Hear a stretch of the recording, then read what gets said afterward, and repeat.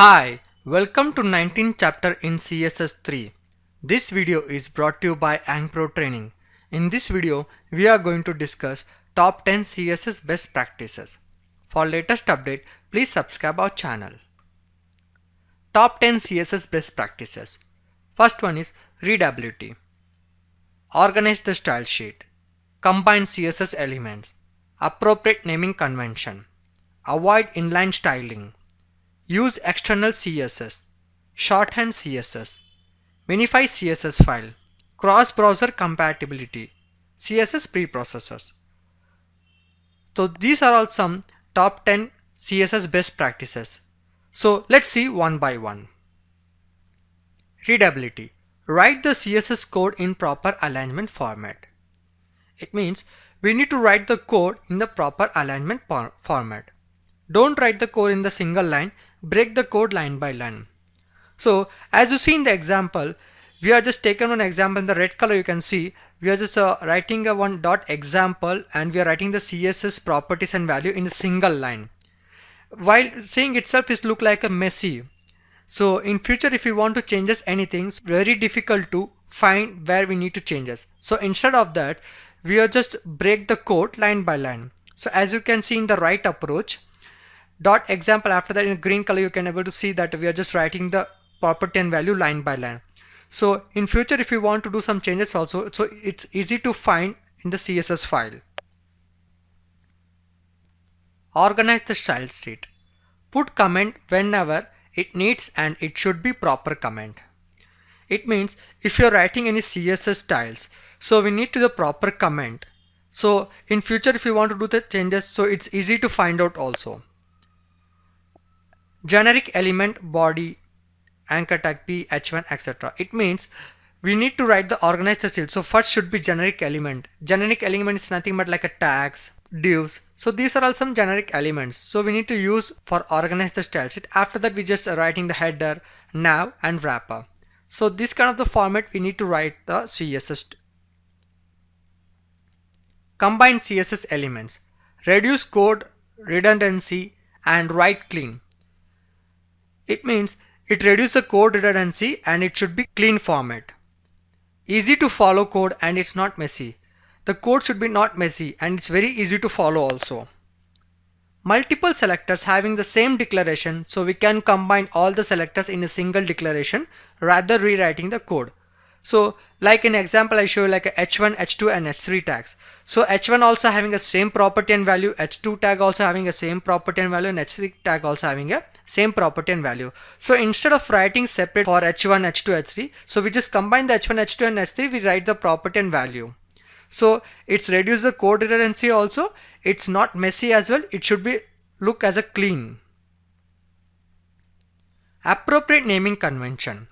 Naming of CSS elements is what they are, not what they give the impression. It means as an example I show like a post large font and we're passing some property and value inside that.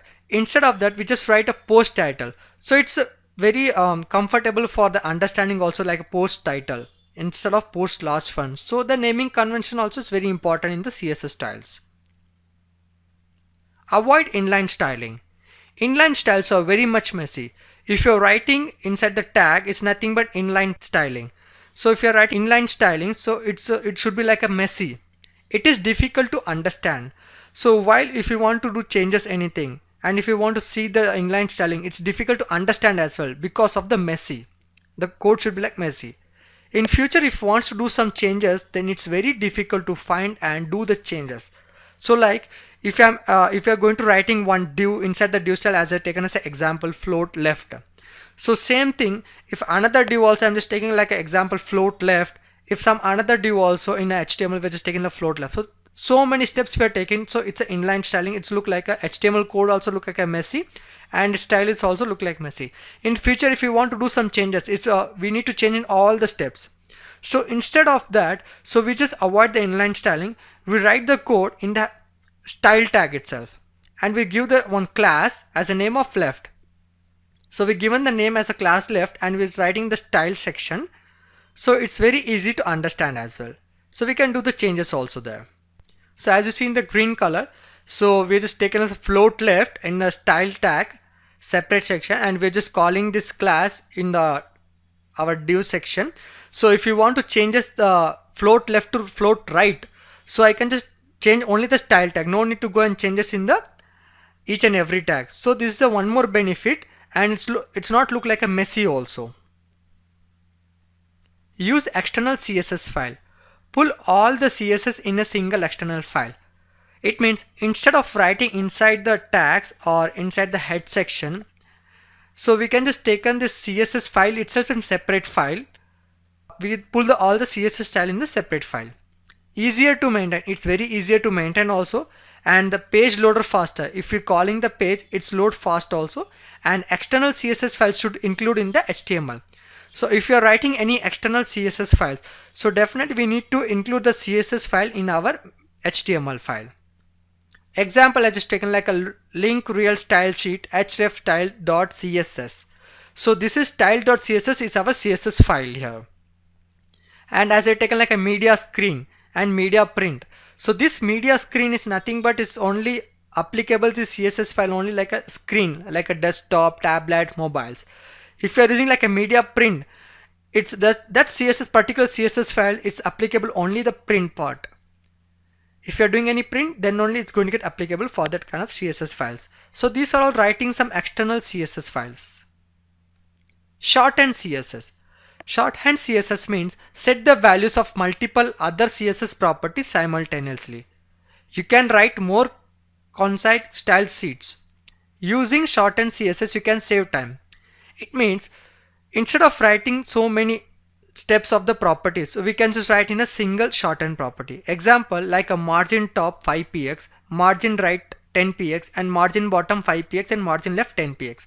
So instead of this, in green color you can see like a margin 5px and 10px we are written.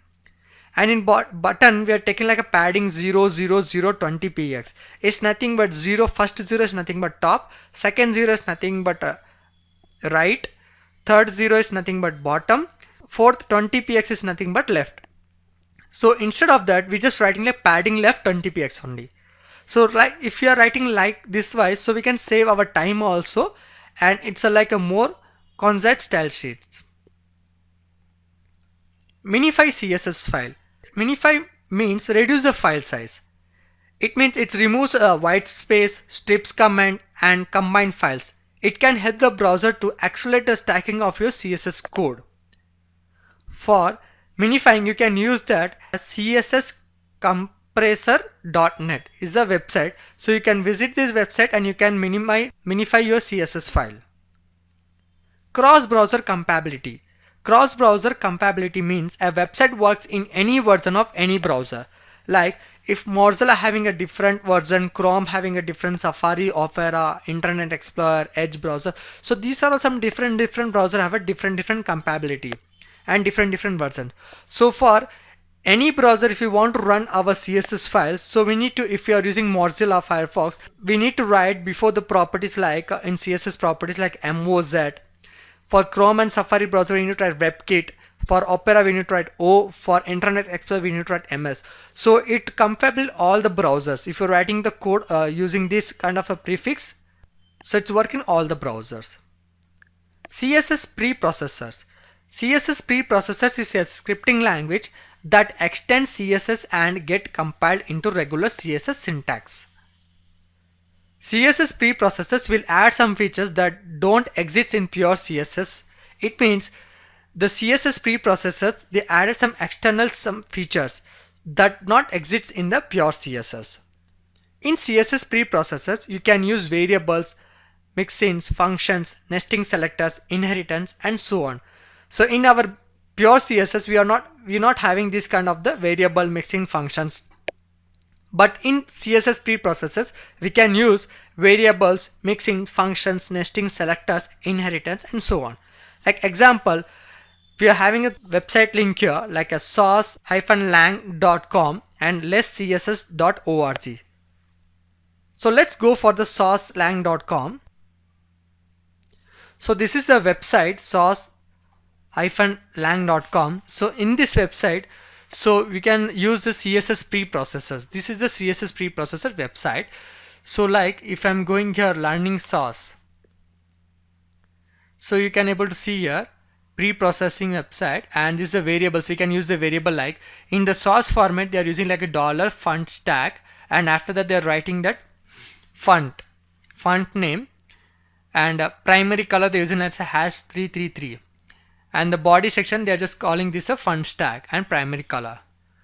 And in real CSS file we are writing like this body font name, this kind of property and value are using, but in source we are using like this. If you want to change anything, so we can directly change here itself. It's automatically applying all the wherever we are used this font tag, it's applicable for all there. So this kind of the benefits in the source, the preprocessor means CSS preprocessors. So likewise we have a nesting also. In nesting, in nav we are taking a UL, LI and A, but in our CSS, pure CSS, we are writing like a nav score UL and nav LI and nav A, open and close parenthesis. Inside that we are just passing this property. But in SAS we directly taken nav UL passing the property, LI passing the property and A passing the property. So it's very easy to write also. It's more comfortable as well. So likewise we have like a partials, import, mixins, inheritance. So these are some CSS preprocessors. Subscribe to our channel, like us on Facebook, follow us on Twitter, join our group on LinkedIn. Thank you.